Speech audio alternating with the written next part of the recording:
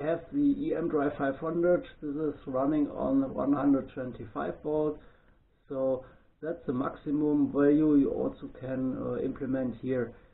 Here's standing 0 to 450 and the default value is 60, but this is for the big one, for the H300. So if you enter here in the values 126 or a little bit higher, so it's not possible. So 125 volt is the absolute maximum voltage you can enter here for this controller. Okay, let's continue to under voltage minimum voltage 2055 sub 3. So I put it here to 87 volts because I started with 100 volts for the first test, and I said to myself 87 is okay. I'm working with LiPo batteries, and yeah, I think there I'm on the safe side.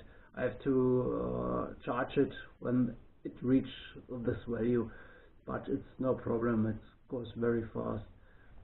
Yeah, so they said here in the documentation you have to put your value to 100 volt if you are using 125. So I think 3.3 volt per cell is the minimum under load conditions, and well, if you are at this cell voltage, you will reach 99 volt, and so 100 volt is okay for me. Okay, let's continue with 2057 motor temperature. So you can use sub 1. So there are only 4 possibilities, and that's now my problem, because I'm sorry. So you have,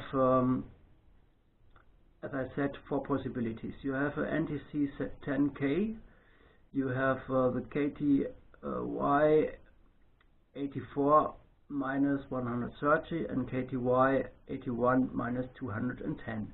And yes, I have inside my motor KTY 83 minus 122, and this is now my problem, because if I choose KTY 84 and I read out later on the motor temperature at cold, cold start, so it automatically stands at 99 degrees, and that's very high. So if I choose NTC 10K, it goes down to 66 degrees, and so on. So I have maybe to speak with Emsiso that they will implement also my temperature sensor, only to be on safe side with it. Okay, modes of operation. It's 66. You have also the possibility to choose between different tests. So for the first test you have to do this auto align motor position, so you have to write it -4. If everything goes fine, you have no errors, no warnings, it will be changed back automatically to 10, yeah, to the torque mode. So if I read it out here, it is a 10, so it's absolutely okay, because I did this test. So, and then it comes to one good point here. It's a motor rated current. So I read it out, and it's standing on 80,000 milliamps. So at the end we are speaking about 80 amps at motor rated current. So they also make a remark here inside the documentation: set this value below motor rated current. Example, for MRAX motors, this value is usually set to 80 amps. So my rated current for the hub motor is 150 amps. So I will do it or I did it with their example. Yeah. And the next point is parameter 6076. It's the motor rated torque, and this value must be absolutely the same as your motor rated current. But what does it mean at the end? So later on, when we come to the tests, yeah, we have to implement a target torque here at 6071. I read it out at the moment at 0 because I have already started application 1. So if I disable application 1, I can put these tests. This application 1 will be enabled and disabled at 30, I think it was 30, so no application selected up to forward application 1. This is the point. If you activate it, your throttle switch will forward you with his voltage, the current, to the system if you are in torque mode. Okay, so if I read it out, it's on 1, so it's activated or enabled application 1. That means I can not put here a target torque into the system. It will lost every time. So for all other stuff, if it's disabled, this application 1, it will hold the value, and that was one of my misunderstandings at the beginning here. So I lost a lot of time to find out why the torque target torque is not holding in the system. Okay, so for sure we can switch it off. Then you will see that's working. Whether it's 3000, blind man. Hey, okay. Select application. I will write 0, and now I can have a look inside here. Target torque. If I read it out, it's 0. If I put it to 100 and write it,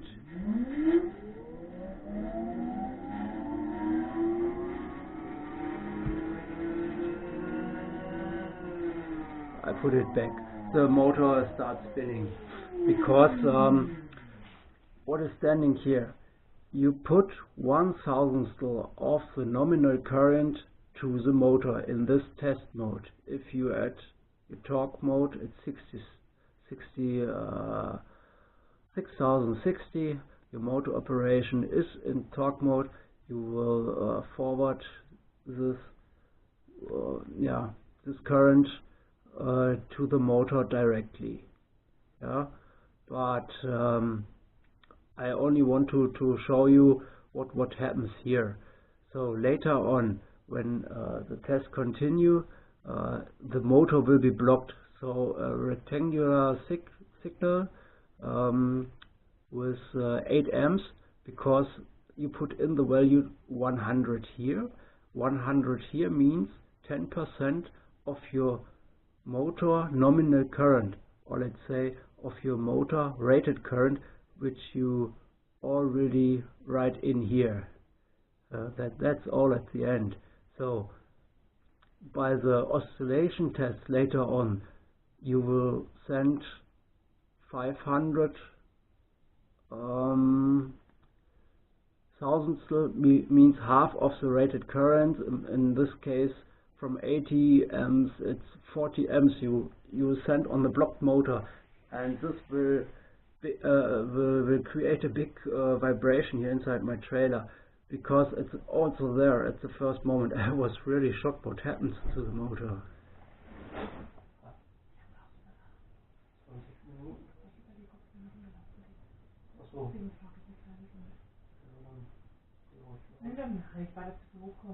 Ne, das kann schon noch ein bisschen dauern. Oder magst du nachher weitermachen, oder nicht? Kann ich auch nachher weitermachen, ja. Also dein Ding ist doch fertig, die ich mich in Ruhe um, aber ich warte, bis du hochkommst. Ja, ist okay. Weil die Mails sitzen in der Sache, ja? Alles klar, gut, bis gleich. I want to go jogging. Okay. So where we stopped? Okay, we stopped here that later on at the test you have to type in 500. 500 means 50% of the rated current you write in here.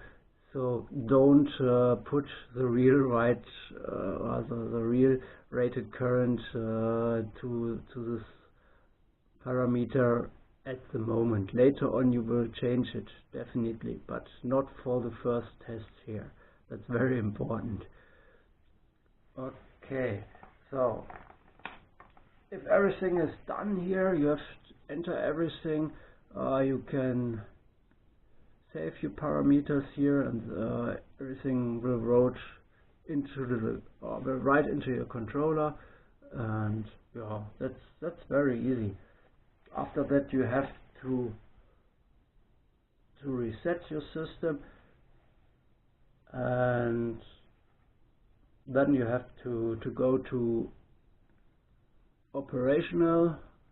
You have to press reset, you have to press operational, and then this auto align function you type in here in 6060. This -4 will start, and it will start, and it will turn your wheel in front direction and in back direction. And if everything is fine, it stops, and then you can check warnings or errors here. If there are no warnings and errors, you are absolutely fine. And yeah, that's it. Then you can again go back to tools and to save your parameters. So that's the first step you have to do here.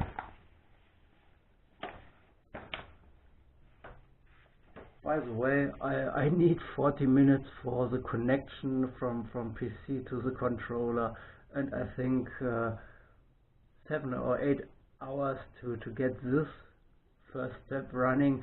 So I was sure to handle it faster, but the program doesn't compare absolutely to the software, so some buttons are missing and so on.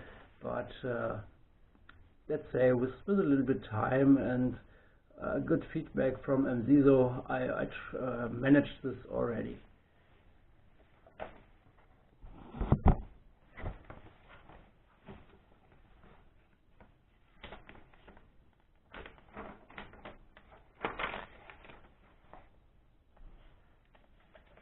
So the next step, you have to create shortcuts. This is very easy. You go to the parameter you need, and these are important control words now. So control words you find on 6040. 6040 control words, and here it's very easy. Right click, and you had to create a shortcut. It will be shortcut 1. You will see it now here, and you need a second one, a shortcut 2. So now you have to edit this.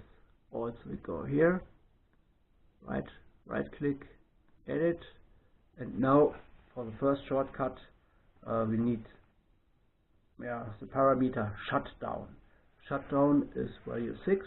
Everything is written here inside the manual, so it's no problem.